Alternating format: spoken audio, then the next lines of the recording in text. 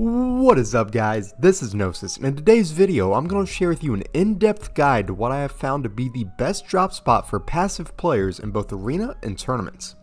Now I've been using this drop spot for the majority of chapter 2 and feel that I have truly mastered it, so I'm excited to share it now with all of you. We'll be going over how to land, the most optimal way to farm materials, how to rotate based on where zone is, and so much more. I am confident that mastering this spot will help you get to Champions League with ease, along with help you place better in any tournament that you play in. Now let's get into it. So the drop spot is going to be this mountain in the southeast corner of the map as you see here. Now if you've been following my channel for a while now, you probably already know how to get the perfect landing, but for those who don't, we're using a website called landingtutorial.com, also known as a Copilot app on mobile. This is very important as low-key POIs are won or lost based on who lands first whenever there's multiple people dropping. So really putting in the time to learn how to use this tool will be so beneficial for this drop. If you need in-depth instructions on how to use this site, feel free to click the link on the top right of this video right now to access my ultimate landing guide. And for everyone else, let's keep moving. One of the most important rules of dropping here is that you always land on the gun. Because of 100% chest spawns being gone, we cannot take a chance of going for one of the chests and then not being there, so be sure to just land directly on a gun. There are 7 possible floor spawns on this little section of the mountain, so there should always be something available. If you have options, I usually prefer an AR since anyone landing with us will not have enough mats to hold us off, but really any gun you can land on should get the job done. Once we have landed and taken out any enemies with us, it's time to start looting. Now this little area of the mountain here has 3 chest spawns, which will be in front of this table, back here inside of this tent, and then in the elevated outpost here.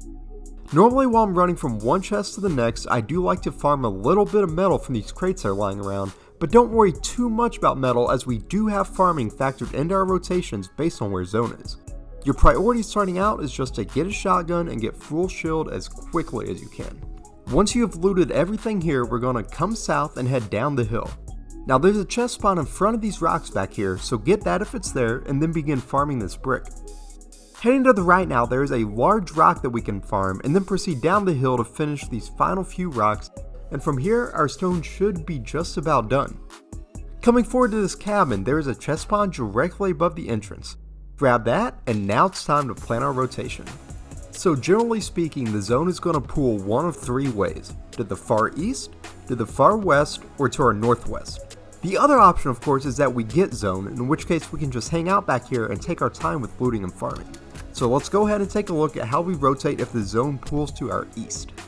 We start this rotation by coming back to this beach and looting everything down here. Keep in mind that this rotation will have a lot of fishing spots, so having a harpoon is incredible as fishing is so OP right now and competitive.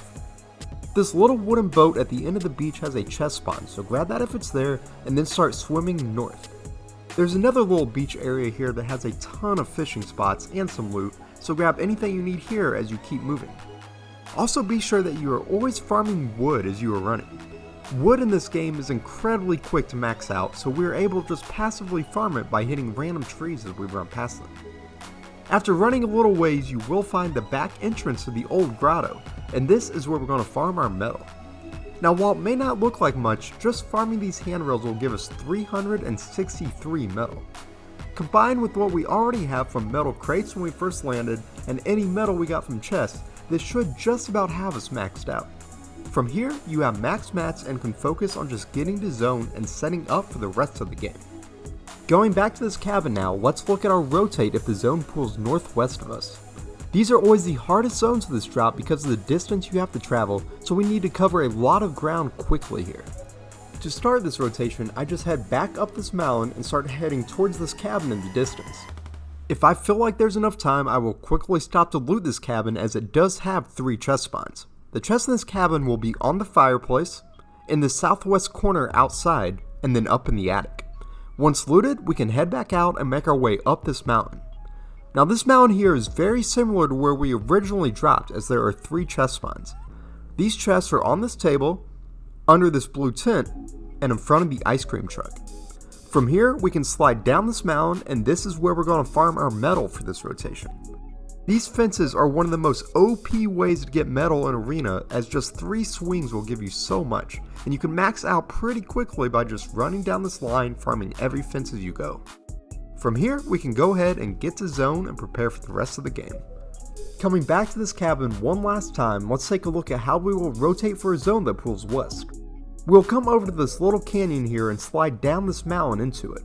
There are 3 chest spawns here, starting with one underneath this wooden crate, one in the boat, and one in the little shack.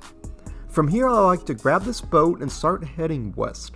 There will normally be a few fishing spots here, so be sure to grab those if you can, and then we're going to come up to this metal building to our right.